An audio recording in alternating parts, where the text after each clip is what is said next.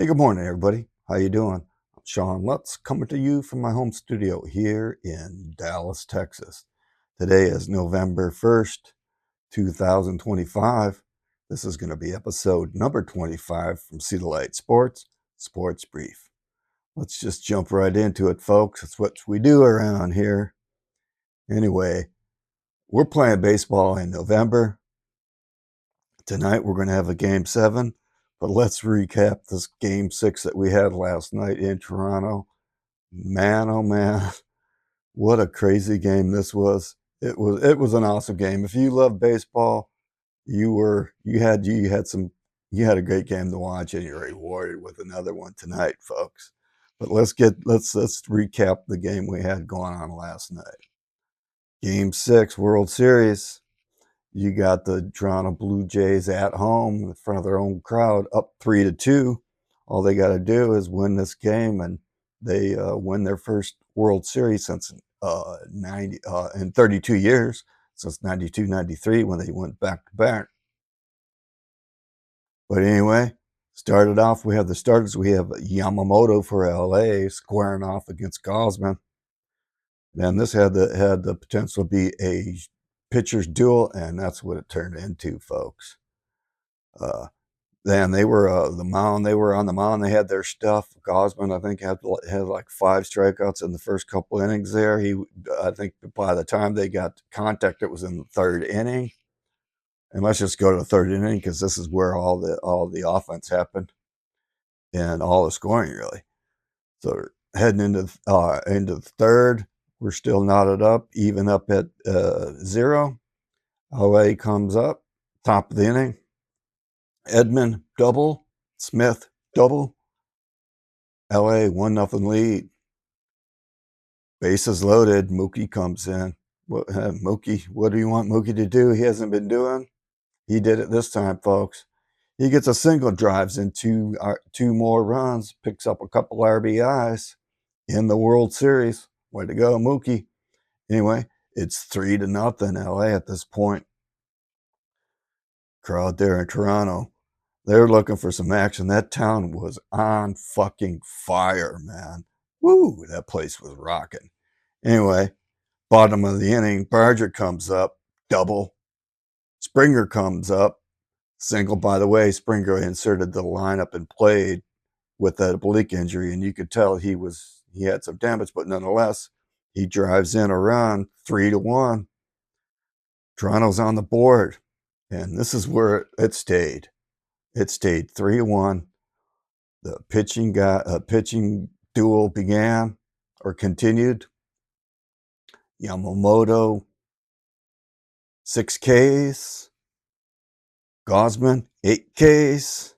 They both go 6 complete innings. It was a pitching duel. It stayed 3-1 into the 7th when both teams are into the pen at this juncture. The pen got the job done, man. There was a few instances where they worked out of jams. Pitching won last night in all aspects of it, and defense, as we're going to find out here in a bit. But yeah, both teams stranded some runners there. 8 and 5, 8 for Toronto, 5 for LA. Some missed opportunities, but pitching got the job done. Okay, into the 9th inning. Here we go, folks. Kirk hit by a pitch. Straw in to pinch run for him. Here comes Barger. He ends up getting a double, but unfortunately it was a ground rule double. Ball stuck up underneath the fence under there in the padding in the left field. Ground rule double. And then it's looking like, bottom of the 9th inning here is Toronto going to stage a comeback here and, drink some champagne. But anyway, after that, you had Clement pop up, and what do? Runners in scoring position. They bring in Glasnow. Yeah, They bring in the starter that was slated for Game 7 in relief, Glasnow. Pitching relief comes in. Jimenez up, looking like, hey, man, can he drive in a couple of these runs and even it up and force either win it in the bottom of the ninth or force some extra innings here? But no. It was looking like a single, but an awesome defensive play by Kike Hernandez in left field. Off the bat, it was looking like it was a single going to drop in there, or they were going to get a run in, but no. Kike Hernandez charging in from left field like a bat out of hell, snags that ball, and in one motion, straight to second base, doubles off Barger. Game-ending double play. What a defensive play that was, man. Unfucking believable. Way to end the ball game on a double play, forcing Game 7 of a World Series.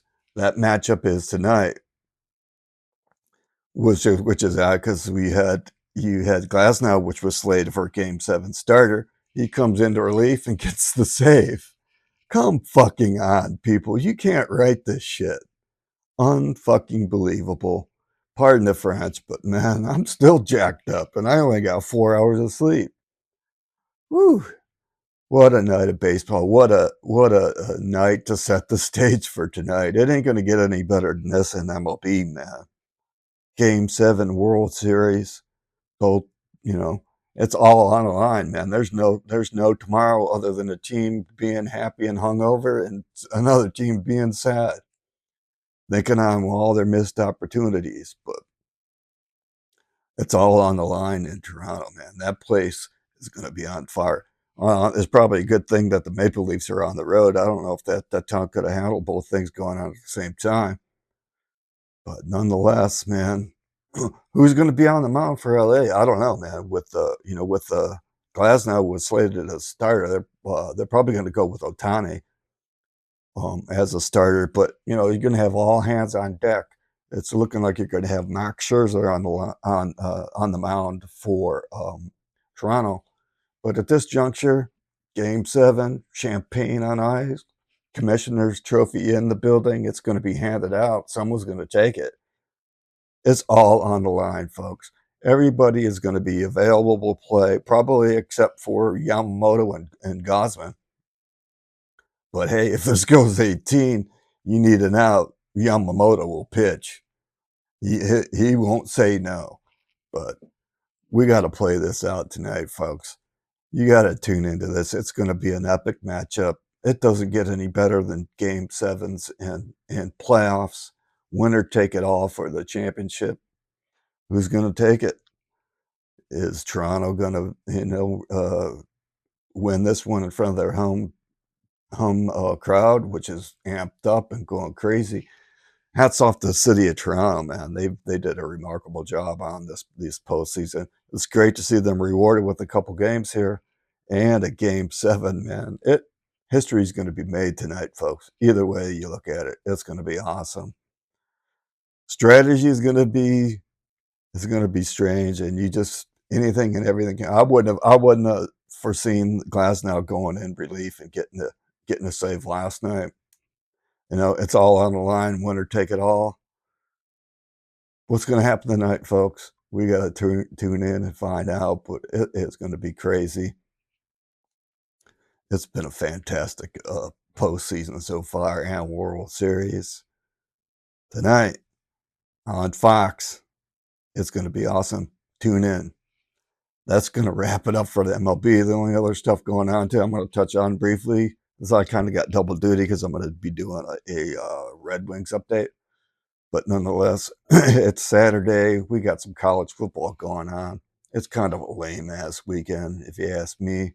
Not a lot of good matchups going on, but here we go. We got number 9, Vanderbilt, squaring off against number 20, Texas, ABC, noon Eastern.